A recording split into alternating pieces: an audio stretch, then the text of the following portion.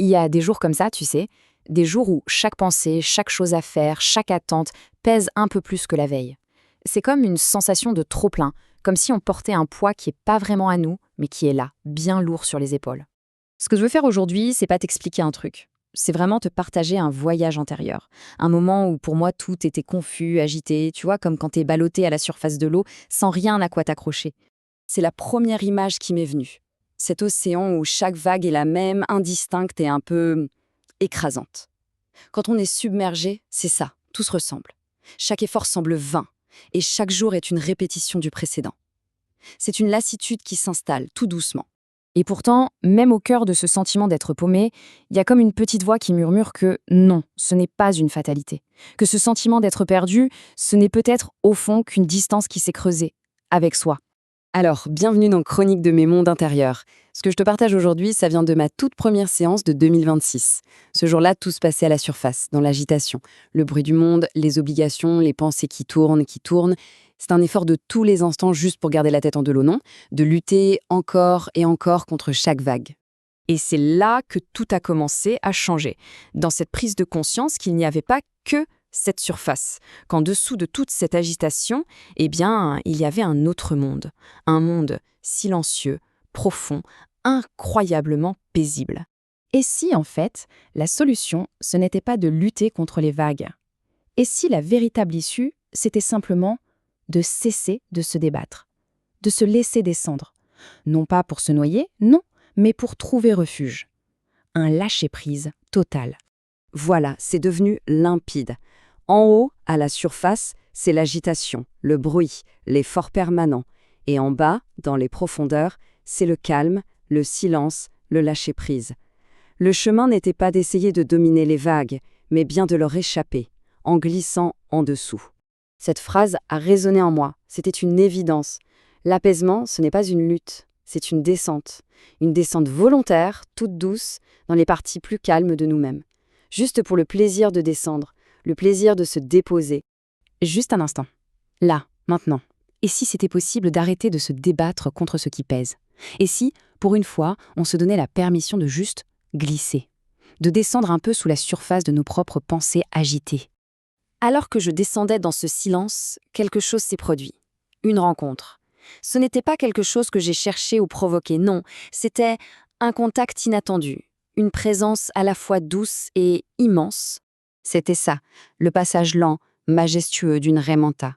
Une présence qui ne disait rien, mais qui, par son simple contact, sa caresse, venait tout changer. Ce n'était pas une vision, c'était un ressenti. Une caresse du vivant lui-même, venu me dire que non, on n'est pas seul dans ses profondeurs. Son passage, ça a agi comme un soin.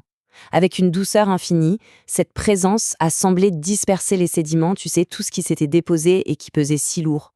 Elle a aidé à se détacher de la forme, de qui on croit être, de ses problèmes, pour glisser dans un autre espace encore plus profond. Et le voyage a continué. La raie manta m'a guidée encore plus bas, vers ce qui ressemblait au bord d'une fosse abyssale, un lieu de silence absolu, un lieu qui n'était pas du tout effrayant, au contraire, qui était profondément réparateur. Et c'est là que j'ai compris ce qui se passait. Ce n'était pas une fuite, c'était une dilution. Le moment où on accepte de laisser partir ce qui est épais, lourd, dense en nous, toutes ces couches qu'on accumule. Ce n'est pas disparaître, non, c'est se décharger pour que notre part la plus légère, la plus subtile, notre propre lumière, puisse enfin reprendre sa place. C'est un espace de neutralisation totale. Imagine un lieu où plus rien ne t'agresse, où les pensées n'ont plus de prise. Un détachement total. Pas par indifférence, mais par une paix si profonde que le bruit du monde ne peut plus l'atteindre. Un repos, un vrai. Tout le but de cette descente, au fond, c'était ça. Libérer le subtil de l'épée. Notre essence véritable, celle qui est légère, vibrante, joyeuse, elle est souvent emprisonnée sous des couches de peur, de doute, d'épuisement. Ce voyage dans les profondeurs, c'est une invitation à laisser ces couches se dissoudre, tout simplement, dans l'eau silencieuse de notre intériorité. Après ce soin, ce repos abyssal, il était temps de remonter. Mais, tu t'en doutes, pas comme avant. On ne revient jamais tout à fait le même d'un tel voyage. La remontée est douce, et on ramène avec soi le trésor qu'on a trouvé dans le silence.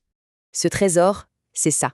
C'est le contact retrouvé avec cette part subtile de nous, notre essence, ce qui nous anime vraiment, au-delà des rôles qu'on joue et des fardeaux qu'on porte. On remonte à la surface, oui, mais cette fois, le silence des profondeurs résonne encore en nous.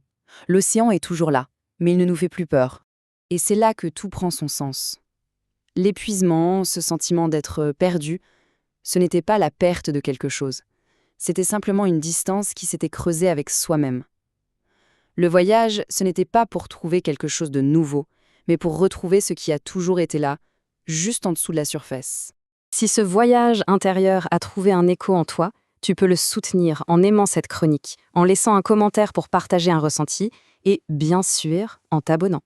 Et puis, si tu penses que ça peut aider quelqu'un qui se sent submergé en ce moment, partager cet épisode, c'est peut-être lui offrir une invitation à plonger sous ses propres vagues. On n'a rien perdu, on s'est juste un peu éloigné de soi. Et si tu sens en toi cet appel, l'appel d'un retour à toi-même, alors je t'invite à me contacter directement. Le lien est juste là, dans la description.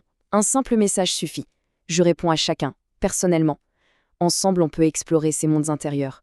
Pas pour fuir la réalité, non, mais pour en vivre une plus vaste, plus vraie, plus tienne.